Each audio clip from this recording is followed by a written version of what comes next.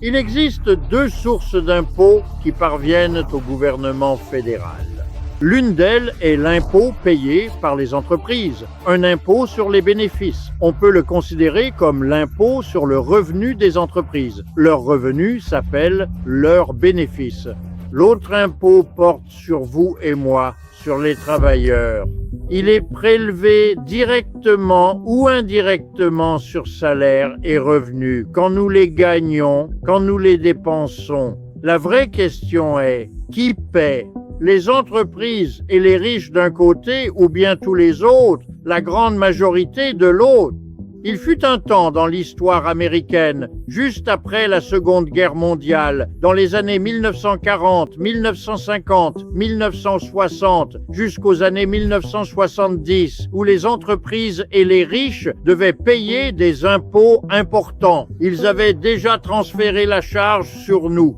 Ils l'avaient fait. À peine un impôt sur le revenu avait-il été instauré au début du XXe siècle que les entreprises et les riches se sont employés tout au long du siècle dernier à le transférer. Mais jusque dans les années 1940, 1950, 1960 et 1970, entreprises et riches payaient des montants importants. Ce n'est plus le cas aujourd'hui. Il est vraiment important que vous compreniez cela. Voici comment cela s'est passé. D'abord, les entreprises et les riches ont utilisé leur richesse pour faire des dons aux politiciens, pour engager des lobbyistes afin d'influencer les politiciens élus, pour changer la loi, pour réduire les impôts qu'ils doivent payer, encore et encore, à partir des années 1960 et 1970, et cela n'a cessé de baisser par la suite. Aujourd'hui, ils sont à peu près au niveau le plus bas qu'ils aient jamais atteint. Monsieur Trump a joyeusement accordé une nouvelle grande réduction d'impôts après toutes les autres lors du spectacle de décembre 2017 à Washington. Et la vilaine loi fiscale adoptée il y a 1 ou 2 semaines est une étape supplémentaire après la première mesure de Monsieur Trump pour réduire les impôts des entreprises et des riches. Quand le gouvernement fait cela, il doit s'adapter en conséquence pour compenser la réduction d'impôts accordée aux entreprises et aux riches. Et comment le gouvernement fédéral s'y prend-il ? Il trouve quelqu'un d'autre à taxer ou il réduit les dépenses. Mais sur qui ? Sur vous et moi. Il n'ose pas réduire les dépenses pour les entreprises et les riches, car c'est pour cela que les entreprises et les riches donnent cet argent pour accéder au pouvoir. Ainsi, au fil des années, nos impôts à nous trouvent toujours un moyen d'augmenter, tandis que ceux des entreprises et des riches diminuent. Mais si vous réduisez les impôts des entreprises et des riches et que vous les augmentez pour le reste d'entre nous, vous provoquez une révolte fiscale. Et c'est ce que nous avons connu en Amérique ces dernières décennies. Cela ne fonctionne pas toujours, mais cela limite ce que le gouvernement peut nous taxer. Nous ne sommes pas prêts, et c'est une bonne chose chez nous, à rester là, à nous laisser faire pendant que les entreprises et les riches bénéficient d'énormes réductions d'impôts l'une après l'autre. Donc, le gouvernement a des limites qu'il ne peut franchir avec nous, le peuple. Il ne peut nous soutirer plus d'impôts. Alors, que fait-il ? La première défense, devenue énorme, c'est d'emprunter de l'argent. De cette façon, le gouvernement n'a pas à taxer entreprises et riches, n'augmente pas nos impôts au point de révolte et résout le problème en empruntant. Et comme j'ai essayé de le souligner tant de fois, vous pouvez comprendre la haute finance quand je vous demande simplement à qui le gouvernement a-t-il emprunté ? Et la réponse, c'est aux entreprises et aux riches. Pourquoi ? Parce qu'ils n'ont pas à payer d'impôts et peuvent utiliser l'argent qu'ils auraient dû verser au gouvernement s'ils étaient imposés équitablement pour, au lieu de cela, prêter cet argent au gouvernement. Si vous êtes riche ou une entreprise, c'est une évidence. Au lieu d'être taxé, le gouvernement vient, prend votre argent, comme cela nous arrive à vous et à moi. Non. À la place, le gouvernement ne vous impose pas et vient un peu plus tard vous emprunter cet argent, en promettant de vous le rembourser dans 1 an, 2 ou 5, et en vous payant des intérêts chaque année entre-temps. Mais nous avons atteint un point tellement très critique actuellement dans notre économie, dans notre capitalisme devenu fou, que les riches ne sont plus aussi enclins qu'avant à jouer à ce jeu, à prêter ainsi de l'argent à un gouvernement fédéral qui emprunte trop, notamment. C'est pourquoi les agences de notation Standard & Poor's, Moody's et Fitch ont abaissé la note de crédit des États-Unis sous AAA, note que certains autres pays obtiennent. Il n'est plus aussi sûr de prêter aux États-Unis. Pourquoi? Parce qu'ils ont tellement emprunté. Et pourquoi cela? Parce que les entreprises et les riches utilisent leurs politiciens, ceux à qui ils font des dons et qu'ils possèdent, pour s'assurer qu'ils n'aient pas à payer. Et ils sont contents d'emprunter, mais ils le sont moins maintenant parce que le gouvernement est tellement endetté qu'ils ne veulent plus prêter comme avant. Maintenant, le gouvernement est coincé. Que va-t-il faire? Et la réponse, c'est qu'il va trouver des gens que le Parti républicain n'aime pas. Et il va trouver un moyen de les taxer. Et c'est ce qui est intéressant avec la nouvelle et affreuse grande loi fiscale de Trump. Jetons un œil. La taxe douanière. Les droits de douane sont la grande nouveauté dans le monde de la fiscalité gouvernementale. Mais bien sûr, ce n'est pas vraiment nouveau. Les droits de douane font partie de l'histoire américaine depuis le début, mais aujourd'hui, ils sont importants car c'est le seul moyen qu'il reste au gouvernement pour récolter un peu d'argent. Voyons qui va finir par les payer. Un droit de douane est une taxe sur les biens importés aux États-Unis. Elles doivent être payées par les entreprises qui importent des marchandises. Vous savez, Walmart qui importe les produits que vous pouvez acheter dans les magasins Walmart ou Amazon, qui collectent des produits du monde entier et vous les livrent. Toutes les entreprises qui fabriquent des choses en Amérique et qui ont besoin de pièces provenant du monde entier, par exemple toutes nos entreprises automobiles, toutes nos entreprises d'électroménager, celles qui existent encore. Ce sont les entreprises américaines qui importent les marchandises et les entreprises étrangères ayant des activités ici qui importent aussi des marchandises. Ce sont ces entreprises qui paient la taxe à l'oncle Sam. Mais maintenant, voici la bonne ou la mauvaise nouvelle, selon que vous soyez une entreprise ou un travailleur. Si vous êtes une entreprise, ce que vous faites, c'est payer cette taxe, puis augmenter le prix de ce que vous vendez pour récupérer ce que vous avez dû verser à l'oncle Sam. Alors, qui paie finalement la taxe douanière? Vous et moi, le pigeon américain, le consommateur. Qui d'autre est visé par cette nouvelle vilaine facture fiscale? Eh bien, tous ceux que les républicains n'aiment pas. Les grandes universités riches, Harvard, Yale, Princeton et toutes les autres, elles voient arriver une belle grosse augmentation d'impôts. Pourquoi? Parce que le gouvernement ne les aime pas. Les personnes qui sortent de ces universités avec un diplôme ne semblent pas beaucoup aimer les républicains non plus, et donc elles se font punir. Il ne s'agit pas d'une très grosse somme d'argent, mais le symbole suffit. On voit bien qui les républicains ciblent pour essayer de résoudre le problème qu'ils ont eux-mêmes aggravé en empruntant toutes ces années et en laissant les entreprises et les riches réduire sans cesse ce qu'ils paient. Cela nous met tous, le reste d'entre nous, dans une situation terrible. Et enfin, que voyons-nous? Le gouvernement qui licencie tous ses employés fédéraux, réduit le budget, détruit le ministère de l'Éducation, annule l'aide étrangère, efface. Pourquoi? Parce qu'ils ne veulent pas taxer les entreprises et que les entreprises et les riches ne veulent même plus leur prêter d'argent parce qu'ils sont trop endettés. Alors ils vont couper sauvagement partout et faire semblant que cela ne nous coûte rien. Vous voulez savoir pourquoi le monde change d'attitude envers les États-Unis? C'est parce que nous ne faisons plus d'aide étrangère.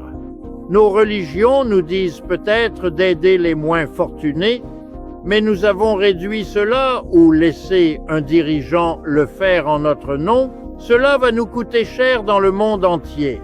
Nous ne sommes plus dans la position qui était la nôtre. Et cette réduction d'impôts flatte les plus riches d'entre nous à nos dépens. Et laissez-moi vous assurer que les prix vont augmenter pour nous faire payer tout le cirque des tarifs douaniers auxquels M. Trump nous a habitués ces 6 derniers mois. Nous vivons dans une société où nous permettons à un président de faire 2 choses remarquables. Premièrement, de constamment mal parler des tarifs douaniers. À ce stade, c'est intentionnel parce que nous allons frapper les Chinois. Les Chinois ne paient pas nos tarifs douaniers, c'est nous qui les payons. Le tarif douanier est une taxe sur les importations. Cela signifie que le Parti républicain, qui prônait les baisses d'impôts depuis 100 ans, est devenu, du jour au lendemain, un parti qui défend les taxes, à savoir les tarifs douaniers. Mais il s'en sort en faisant croire à un grand nombre d'Américains, tous les sondages le montrent, que le tarif est payé par les gens là-bas et non par l'Amérique. Ce n'est pas le cas. Très simple, ce n'est pas le cas. Mais deuxièmement, quels sont les inconvénients? Quels sont les effets secondaires d'un tarif douanier? Les tarifs douaniers existent depuis des siècles. Il existe une vaste littérature économique à ce sujet. Rien de nouveau. Ce n'est rien d'inconnu. Si vous suivez un cours de commerce international dans n'importe quel programme d'économie, une partie du cours est consacrée aux tarifs douaniers. Ce que vous faites, c'est enseigner. Quand les utilise-t-on? Qu'est-ce qu'ils permettent? Quels sont les problèmes? Quels sont les effets secondaires négatifs et positifs? Mais nous avons un président qui parle de cela comme d'une situation gagnant-gagnant. C'est absurde. Cela ne tient pas compte de la littérature qui ne dit jamais cela. Cela ne comprend même pas ce que cela fait. Et c'est une manipulation continue du peuple pour lui faire croire qu'on va relocaliser, vous savez, ramener l'industrie, parce que cela deviendra trop cher pour eux de... Oui, il y en aura un peu de cela. Mais il y aura aussi des leçons tirées par ceux qui ont déjà fait cela. Et vous savez, Monsieur Trump, il ne comprend pas cela, c'est clair. Car s'il comprenait le niveau de mensonge, peut-être qu'il en est capable, mais j'ai du mal à le concevoir. Mais que le New York Times et les autres, Paul Krugman écrit pour le New York Times, il sait donc. Allez donc. Même ce personnage étrange qu'est Trump, parce que ce sont souvent des libéraux qui ne l'aiment vraiment pas du tout, il n'arrive pas à être raisonnablement et objectivement critique. Cela changera peut-être, mais pour l'instant, je suis là à expliquer l'économie des tarifs douaniers aux gens. Je le fais tout le temps, parce qu'ils demandent tout le temps, et il faudrait les voir dans le public, tu sais, ils sont tous. C'est parce que je leur dis quelque chose qu'ils ne savent pas. Et ce n'est pas de leur faute. La vraie question devrait être, pourquoi faites-vous cela? Et pourquoi imposez-vous un tarif alors que vous savez que, oui, vous protégerez les emplois des personnes directement concernées, mais qu'il y a tous ces autres inconvénients? C'est comme si j'annonçais que je prenais le contrôle du canal de Panama. Vous ne pouvez pas faire cela à cause des ramifications. Vous dénoncez depuis 3 ans Monsieur Poutine, qui aurait envahi un autre pays et pris quelque chose qui ne lui appartient pas. Tu viens d'annoncer que tu allais faire ça. Quoi? Arrête, ce n'est pas sérieux. Mais avec lui, cette fanfaronnade exagérée lui a valu l'élection parce que c'est le vilain garçon et il est encore vilain. Mais bon sang, ces effets secondaires négatifs, ils ne disparaissent pas simplement parce que tu fais semblant qu'ils n'existent pas. C'est comme le petit enfant, et je l'ai fait avec toi, j'en suis sûr. Le petit de 3 ans affronte le chien effrayant dans le parc. Et il ou elle met ses petites mains devant ses yeux parce qu'il pense que s'il ne voit pas le chien, il ne sera pas là. Mais à 4 ou 5 ans, il a compris la leçon. Tu peux faire ça. Le chien est toujours là. Monsieur Trump et ce pays sont engagés dans des niveaux de déni que je regarde et je me dis « Wow, qu'est-ce qui se passe dans une société qui ferait ça? Pourquoi s'auto-illusionner ?» Et si nous parlons des contradictions internes du programme économique de M. Trump, alors vous verrez que ce que je viens de vous dire se retrouve partout, pas seulement avec les tarifs douaniers, mais aussi avec l'expulsion des immigrés, et ainsi de suite. Vous savez, les conséquences secondaires ici devraient suffire à faire arrêter n'importe quel gouvernement rationnel. Et le fait que ce gouvernement ne s'arrête pas, eh bien, tirez-en vos propres conclusions. Laissez-moi essayer d'illustrer les contradictions, la folie interne de ce qui est proposé. Et je vais le faire de deux manières. Je vais utiliser ce que nous appelons en économie l'analyse de l'offre et de la demande, une approche très simpliste. Que nous enseignons aux étudiants, puis je vais aussi utiliser l'idée marxiste d'excédent qui offre des perspectives que l'appareil de l'offre et de la demande n'apporte pas. D'accord. Le président dit et a déjà illustré de façon spectaculaire dans les premières semaines de son mandat qu'il va expulser les immigrés sans papier, dont le département de la sécurité intérieure de ce pays estime le nombre à environ 12 millions. La plupart de ces immigrés sans papier sont de jeunes personnes en âge de travailler. Oui, certains d'entre eux viennent avec des enfants, mais la plupart ne le font pas. Et certains viennent avec leurs aînés, mais la plupart ne le font pas. Ce sont de jeunes hommes et femmes capables de traverser le désert et de supporter les difficultés liées à leur venue ici pour beaucoup. Donc, ils arrivent ici et prennent les pires emplois. Et par pires emplois, je ne veux pas seulement dire ceux qui sont très mal payés, même si c'est la grande majorité d'entre eux. Je parle d'emplois véritablement dangereux, d'emplois extrêmement précaires, d'emplois pour des employeurs souvent très peu scrupuleux et peu soucieux du bien-être de leurs employés.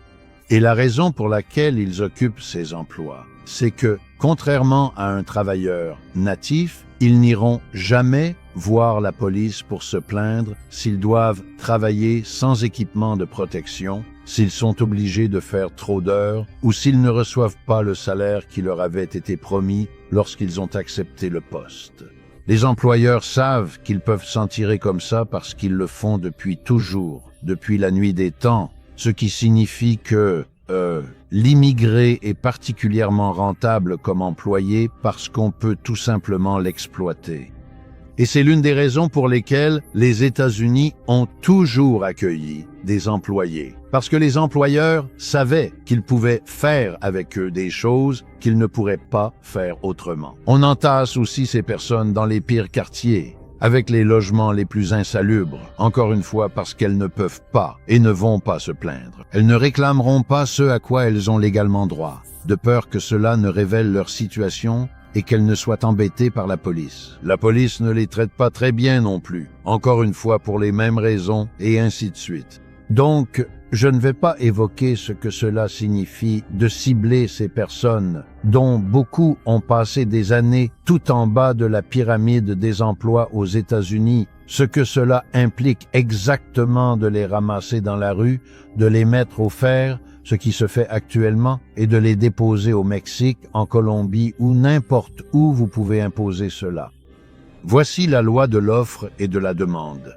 Vous réduisez l'offre de main-d'œuvre. Vous retirez littéralement des personnes qui avaient offert et fourni leur travail, leur intelligence et leur force. 8 heures par jour ou plus à travers les États-Unis. Des millions d'entre eux sont retirés du marché du travail, donc l'offre de travailleurs est réduite. Vous savez, si vous vous débarrassez de 10 millions de personnes, cela va avoir un impact. D'un autre côté, vous allez imposer des droits de douane, ce qui signifie que les biens produits à l'étranger ne seront plus achetés par les Américains parce qu'ils deviennent plus chers. M. Trump a déclaré qu'il pourrait bien imposer des droits de douane de 25% sur les produits canadiens et mexicains. C'est ce qu'il a dit, et il avait déjà promis de le faire auparavant, donc ils sont cohérents. Cela viole les traités qui avaient été initialement signés par M. Clinton, l'ALENA, puis réécrits et signés à nouveau par Trump lui-même lors de sa première présidence sous un nouveau nom. Mais il s'agit essentiellement d'un marché commun entre les États-Unis, le Canada au nord et le Mexique au sud. Cela signifiait que les biens pouvaient circuler entre eux sans taxe, aucune taxe n'étant appliquée par l'un des 3 pays à l'un des autres. Il est en train d'abroger cela. Il ne convoque pas de conférence pour en discuter. Il ne tient pas de réunion avec les dirigeants pour parler d'une abrogation unilatérale, ce qui est la façon la plus polie de le dire, violer serait un autre terme, de se traiter avec nos 2 voisins. Les États-Unis sont le principal marché pour ces 2 pays. Par conséquent, c'est un coup dur pour eux, car ils vont voir la demande pour leurs exportations vers les États-Unis chuter, puisqu'un Américain doit payer à son propre gouvernement, le gouvernement américain, le tarif, la taxe, ce qui rend cela plus cher. Et M. Trump ne parle jamais du tort qui leur est causé, il les traite comme s'ils étaient de mauvaises personnes, et il dit que tout cela est fait parce qu'ils laissent le fentanyl passer par leur pays pour entrer aux États-Unis. Remarquez, le méchant est celui qui permet le mouvement, pas le pays vers lequel ce mouvement est dirigé, car les Américains achètent et consomment cette substance régulièrement. Non, M. Trump dit de relocaliser l'Amérique, n'est-ce pas? Parce que si c'est trop cher d'importer l'objet du Canada ou du Mexique, l'espoir est que le producteur revienne aux États-Unis, le fabrique sur place, car dans ce cas précis, il n'y a absolument aucun tarif applicable. Je ne vais pas discuter de l'évidence, et je suis content de voir que vous souriez parce que c'est vraiment d'une évidence enfantine qu'un producteur au Canada ou au Mexique serait fou de venir ici tout de suite. Car il ne sait pas combien de temps M. Trump maintiendra cette politique. Il ne sait pas si cela disparaîtra lorsque M. Trump disparaîtra, et c'est très coûteux. Nous ne savons pas non plus si l'entreprise concernée dans ce cas quittera le Mexique pour traverser la frontière sud vers le Guatemala ou un autre endroit qui n'a pas de tarif douanier. Mais elle ne peut pas prendre ce risque, car M. Trump imposera alors le tarif sur les produits guatémaltèques. Supposons donc qu'un certain rapatriement de la production ait lieu. Certaines entreprises, à la marge, viendront s'installer aux États-Unis et y produire ce qui est le but et l'objectif apparent de tout cela. Cela signifierait une augmentation significative de la demande de main-d'œuvre, parce que ces entreprises, au lieu d'embaucher des travailleurs mexicains et canadiens en revenant aux États-Unis, embaucheraient des Américains, ce qui est le but apparent et fondamental. D'accord. L'offre de main-d'œuvre diminue considérablement et la demande de main-d'œuvre augmente de manière substantielle. Qu'est-ce que cela est censé provoquer selon l'analyse de l'offre et de la demande? Réponse. Cela va faire augmenter les salaires de façon significative. Pourquoi? Parce que vous ne pouvez pas exploiter les travailleurs nés aux États-Unis comme vous exploitiez les autres, donc vous allez devoir payer des salaires que vous n'auriez jamais imaginé devoir payer. Donc les salaires vont augmenter aux États-Unis. Maintenant, allons 2 étapes significatives plus loin et nous aurons finalement terminé. Pourquoi les capitalistes, à travers toute l'Amérique, ceux qui ont fermement soutenu M. Trump, se réjouiraient-ils que le coût du travail augmente considérablement et grignote ainsi leurs précieux profits? Mais ce n'est pas fini, car lorsque M. Trump impose un tarif douanier, l'un des résultats, c'est abondamment expliqué dans les manuels, s'appelle la rétorsion. D'autres pays peuvent imposer des tarifs tout comme nous, ce qui signifie que les entreprises américaines qui exportent vont rencontrer le même problème. Elles n'auront plus un marché comme avant parce que les pays ripostent. Ils imposent un tarif sur les produits américains et ils l'ont dit, si vous nous imposez des tarifs, nous riposterons. Ainsi, les entreprises devront payer des salaires plus élevés alors qu'elles ne pourront plus vendre comme avant. C'est un double coup de poing en pleine figure pour la classe des employeurs. Ce sont eux qui lui ont donné le poste.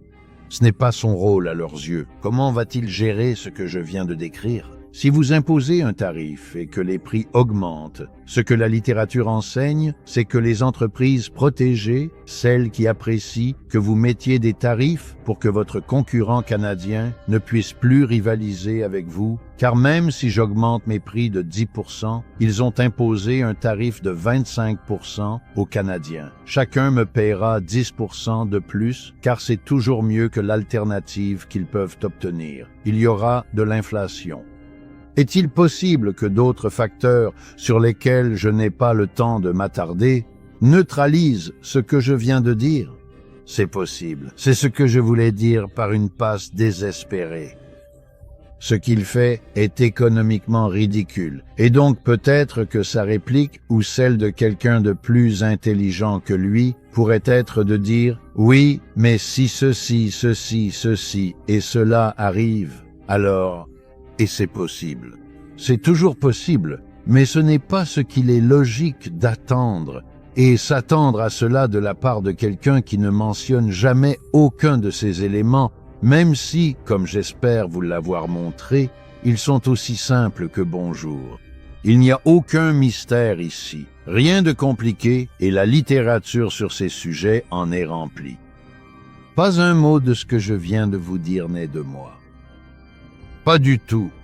Donc, tout ce que je peux vous dire, c'est que avec ce niveau de contradiction à la base de ce qui est proposé ici, vous êtes en train d'assister à un phénomène vraiment étrange qui se déroule. Un immigré en âge de travailler, ce qui est le cas de la plupart des immigrés sans papier aux États-Unis aujourd'hui, est un cadeau pour les États-Unis. C'est une subvention pour les États-Unis. C'est très étrange de rejeter ce cadeau. C'est vraiment comme si un voisin vous apportait une délicieuse tarte aux pommes et que, pendant qu'il est là, vous lui disiez « Oh, merci », puis que vous la jetiez à la poubelle. Je veux dire, waouh, c'est bizarre. Qu'est-ce que vous faites?